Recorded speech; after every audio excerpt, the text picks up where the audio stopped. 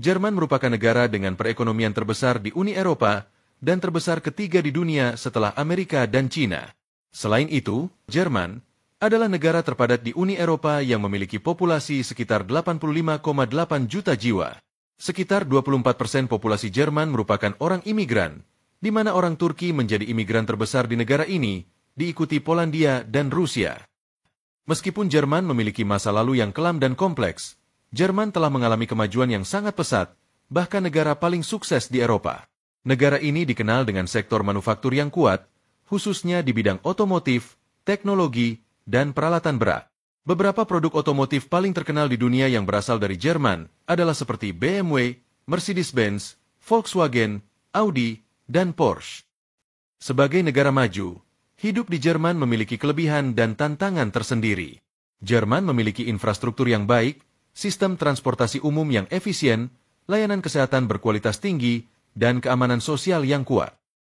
Sebagai negara dengan ekonomi terbesar di dunia, Jerman menawarkan banyak peluang kerja, terutama dalam bidang teknologi, teknik, dan kesehatan. Tingkat pengangguran Jerman relatif rendah, dan perlindungan tenaga kerja yang kuat memberi rasa aman bagi pekerja. Jerman menghargai kesetaraan gender, hak pekerja, dan hak individu, menciptakan lingkungan yang toleran dan inklusif bagi banyak orang. Di Jerman, sistem kerja, cuti, dan gaji diatur dengan sangat jelas dan adil untuk menciptakan keseimbangan antara kehidupan kerja dan pribadi. Masyarakat Jerman sangat menghargai keseimbangan antara kerja dan kehidupan pribadi. Rata-rata jam kerja di Jerman adalah 35 hingga 40 jam per minggu, yang biasanya berlangsung dari Senin hingga Jumat. Namun di beberapa perusahaan, pekerja dapat memiliki fleksibilitas untuk memilih jam masuk dan pulang, yang dikenal dengan flextime. Masyarakat Jerman sangat menghargai ketepatan waktu, yang tercermin dalam berbagai aspek kehidupan mereka, termasuk pekerjaan, pendidikan, dan transportasi. Pekerja di Jerman memiliki hak untuk cuti tahunan minimal 24 hari kerja, yang setara dengan 4 minggu penuh. Namun ada banyak perusahaan menawarkan lebih banyak hari cuti, terutama jika pekerja telah lama bekerja di perusahaan tersebut. Orang tua atau ibu dan ayah juga dapat mengambil cuti melahirkan dan merawat bayi, meskipun durasi dan jumlahnya bervariasi, dengan tunjangan yang diberikan oleh asuransi sosial. Jerman memiliki upah minimum yang disebut Mindestlohn. Pada 2024, upah minimum di Jerman adalah sekitar 12 euro per jam atau sekitar 200.000 rupiah per jam. Dan jika dihitung per bulan, setara dengan sekitar 2.000 euro hingga 2.500 euro atau sekitar 33,4 juta rupiah hingga 41,8 juta rupiah per bulan. Namun pendapatan rata-rata warga Jerman jauh lebih tinggi dari upah minimum nasional mereka. Secara umum, pendapatan rata-rata bulanan di Jerman berkisar antara 3.000 euro hingga 4.000 euro atau sekitar 50,2 juta rupiah hingga 66,9 juta rupiah per bulan untuk pekerjaan penuh waktu. Dan gaji di sektor teknologi, medis, dan keuangan cenderung lebih tinggi. Gaji tersebut belum termasuk potongan pajak penghasilan dan kontribusi wajib untuk asuransi sosial yang dapat mengurangi pendapatan bersih. Pajak penghasilan di Jerman bersifat progresif, yang berarti tarif pajak disesuaikan dengan penghasilan. Penghasilan di bawah 10.908 euro tidak dikenakan pajak atau 0%. Dan di atas angka tersebut, pajaknya bervariasi mulai dari 14% hingga 42%. Dan untuk pekerja migran, meski memiliki aturan yang cukup ketat, namun pekerja migran di negara ini diperlakukan dengan adil atau setara dengan warga setempat dan memiliki akses yang memadai terhadap hak-hak dasar mereka. Jerman diprediksi akan kekurangan banyak tenaga kerja dan berkemungkinan lebih banyak membutuhkan tenaga kerja migran karena dampak rendahnya tingkat kelahiran di negara ini. Budaya Jerman cenderung lebih formal dan langsung, sehingga beberapa orang mungkin merasa sulit membangun hubungan yang akrab atau santai dengan orang Jerman, terutama pada awal pertemuan.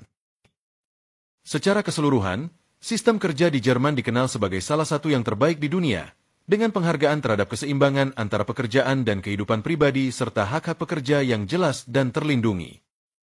Meski pendapatan bulanan di Jerman tinggi, namun untuk biaya hidup di Jerman juga bisa dianggap relatif tinggi, terutama di kota-kota besar, tetapi juga bervariasi tergantung pada tempat tinggal dan gaya hidup seseorang.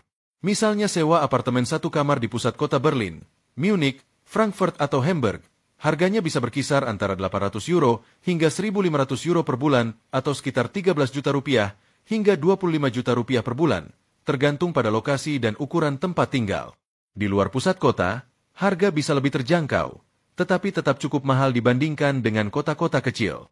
Dan sebagai gambaran, rata-rata biaya hidup per bulan untuk satu orang di Jerman yang sudah mencakup kebutuhan dasar bisa berkisar antara 1.500 euro hingga 2.500 euro, namun tetap bergantung pada lokasi dan gaya hidup. Jerman dikenal sebagai negara yang sangat menghargai kebebasan individu, kebebasan pers, hak privasi termasuk dalam hal kebebasan seksual dan akses ke konten pornografi.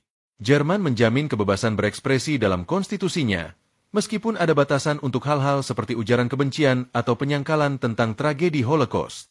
Pornografi legal di Jerman untuk orang dewasa, dengan batasan usia minimum 18 tahun, namun konten yang melibatkan kekerasan, eksploitasi atau konten yang melibatkan hewan dilarang keras di sini. Anak berusia 18 tahun ke atas dapat mengakses konten pornografi secara legal di negara ini melalui internet, DVD, atau majalah. Jerman memiliki industri pornografi yang besar dan diatur dengan baik.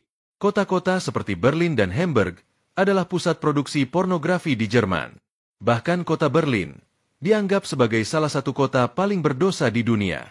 Kota ini sudah melegalkan prostitusi secara terang-terangan, dan pemerintahnya juga sudah bersikap terbuka dengan adanya seks bebas, pertunjukan kabaret atau striptease.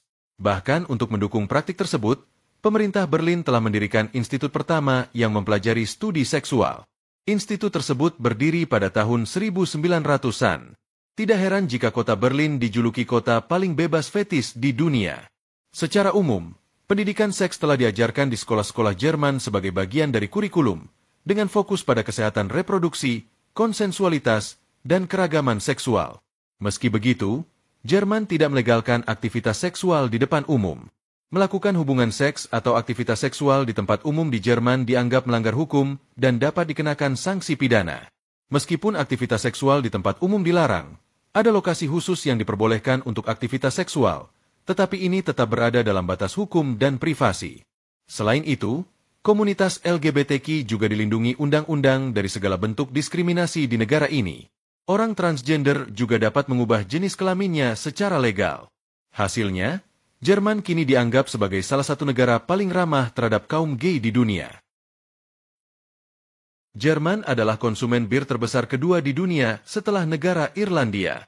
Kecintaan orang Jerman terhadap bir juga diungkapkan melalui pepatah populer, yaitu Durst wird durch Bier erskon, yang artinya haus hanya akan indah jika ditemani dengan bir. Festival bir terbesar di dunia juga berada di negara ini, yaitu Oktoberfest, yang diadakan Munich, Bavaria. Tradisi ini dimulai di Munich dan dirayakan pada akhir September hingga awal Oktober.